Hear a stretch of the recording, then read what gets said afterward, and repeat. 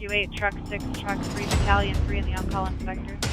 2303 West 46th Street, number 208. Hi, this is Division Chief Steve Fessler, and on this episode of Sioux Falls Fire, we're looking at how Sioux Falls Fire Rescue is helping the deaf and hard of hearing community within the city of Sioux Falls. We'll also go with crews while they do a confined space training evolution, and then we'll go to a building explosion, all on this episode of Sioux Falls Fire.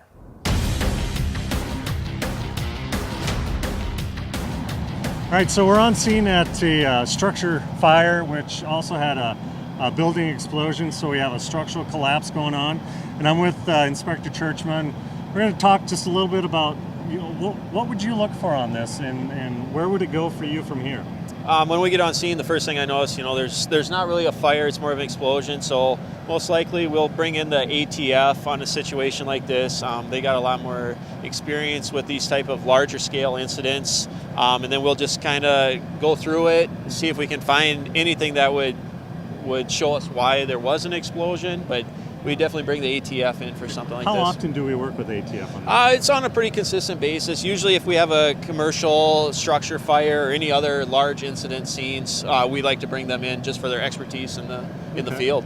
So it's a lot of just extra knowledge, extra individuals taking a look at things, getting a little deeper into it. Yeah, I mean, you got an extra set of eyes as well on those bigger incidents. Sometimes it can be a lot to all take in, so it doesn't hurt to have an extra set of hands and eyes there to help out. All right, so on an incident like this, it's going to be fairly long and drawn out. How long do crews usually stay on scene for? Crews will be here for quite a while yet. Most likely, once they're done doing the initial search of the building, they're probably going to shore it up, make sure it is safe, stable, so something doesn't collapse on them, or get it ready for you and the ATF to be absolutely able to look around, we got to make sure it's all up, making it as safe as possible. Absolutely, you want to make it safe before we even enter the structure or walk around the structure. In a situation like this, if we can't get it shored up, we can't make it as safe as possible. How do we work from there? What are some of the things that we might look at doing? Okay, we do have some special cameras. We have some snake cameras and other cameras with like a long pole on them where we can see in there. If that doesn't work, what we're going to do is we're just start tearing it apart piece by piece from the outside and work our way in and make it safe as we enter the structure. And look to see what you find as you progress through it. Absolutely, we'll just take it apart piece by piece, take a look at everything, set it off to the side, and work our way into the structure. All right, so it's like disassembling a puzzle and figuring it out. Exactly, yep. Okay, thank you. Yeah. All right, so we're out here doing with the crews with Heavy Rescue 5, USAR 8, Tender 10, Squad 51, doing some confined space training. And I'm here with Dan Wagner. He's going to tell us a little bit what you guys had going on here, what you experienced, and what you were working through. Well, first of all, we got to thank Gage Brothers. We've got an awesome facility here. We don't get to use this kind of training all the time. This is great in the sense that not only are we working on confined space, we also get to work on our rescue skills, our rope rescue, because we are at elevation. Yep. This whole training evolution came around because about 9 years ago we had something similar to this. Yep. And obviously not everyone gets to be there. So this gives everyone an opportunity to try to see what they would do in that situation. Yeah, we've a lot of new faces in 9 years, so excellent training scenario for our USAR techs and specialists and different things, and also for just the different groups that are coming in, say like on Tender 10, they don't usually get to see this type of stuff. They get to experience more of a first on scene, who they need to call, and that type of stuff too, correct? Yep, absolutely, and that's the reality. The rescue guys aren't going to be the first ones there, typically, so the first due company is going to have to set up the operation, get it going, and then when we get there, they'll assign us accordingly.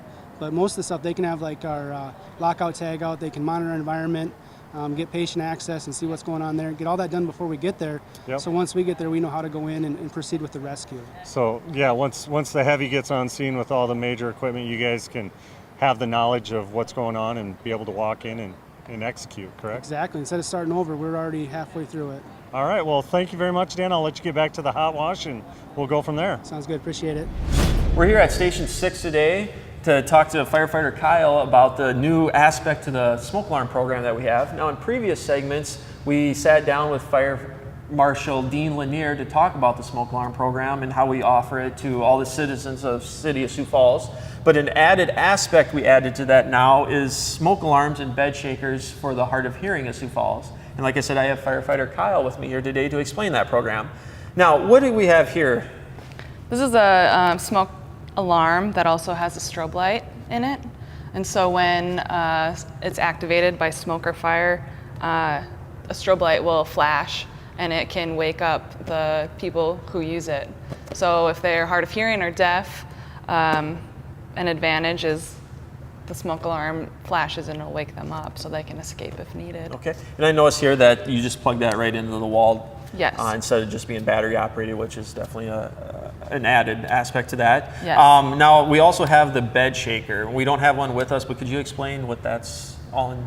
Yeah, the bed shaker works in conjunction with a normal smoke alarm. So if there is smoke in the house, that'll go off and it'll send a message to the bed shaker.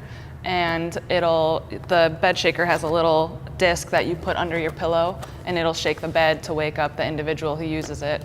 And it's also a carbon monoxide detector. It is, okay, so it'll sense if the carbon monoxide detector is going off as well. That's going to activate that too. Yep, and it'll shake the bed. Okay, and I've seen one of these in action here before, and it looks like it also flashes red on the screen and says fire. Yes. Shouts out fire and everything like that. So yeah, so that's huge new thing that we have in the city of Sioux Falls. And just like the smoke alarm program, these are free to the citizens. I believe that we will put 2 strobes in per house and then give you 1 bed shaker as well.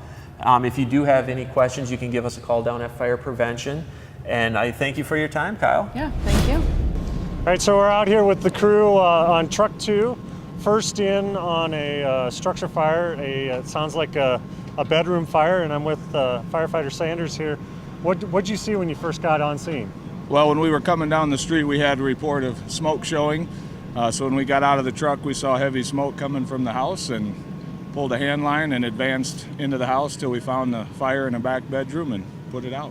And with the fire in the back bedroom, was it how large, small? Where were you looking at? Yeah, the whole room was pretty well involved. There was a lot of heat toward the ceiling in there, and so it was pretty hot, but once we found the seat of the fire, we were able to knock it down pretty quickly, and then they gave us some ventilation and got a lot of that heat out of there. So got the heat with a little ventilation. Did a primary search. No, all the occupants were out. Right. No injuries or anything like that. Right. We had a report that all the occupants were out. So once the fire was knocked down, we did a primary search just to make sure there was no one else in the house. And I think I heard on the radio traffic the back window of the bedroom had blown out, and so it self-ventilated a little bit too. It sounds like it, yeah. Okay. I was the second guy in on the nozzle, so I didn't actually see everything in that bedroom, but yeah, it was going pretty good. So I know you guys going in, not sure if you heard any smoke alarms going off or anything like that on your entry. It's just a good reminder for people to check their smoke alarms, check their batteries, different things like that, correct? Absolutely. Having a working smoke detector can be the difference between life and death in a situation like this, so definitely a good thing. So it's a good reminder to check them at all. Yes, absolutely. Sounds good, thank you. Yep. So we're out here at the training center. I'm with one of our training officer, John Ramby, and we're doing some live fire training and just kind of talk about what we're looking at here, the different scenarios you've got set up, and a little bit of what's going on. All right, well, it's a great day for fire. We're running 3 scenarios, all with known life victim in there, trapped inside inside the structure. Okay. Crews are showing up, they're having to make entry, go in, and get the victim out of the structure. Okay. So what you guys have done is you've taken one of our training dummies and put them in someplace in there. The crews come in, find them, remove them, and then we're transferring them onto an EMS portion too. Yep. We've got a simulated ambulance out here, so once they get the victim out, they're making that transfer and doing the patient care, continuing on with that.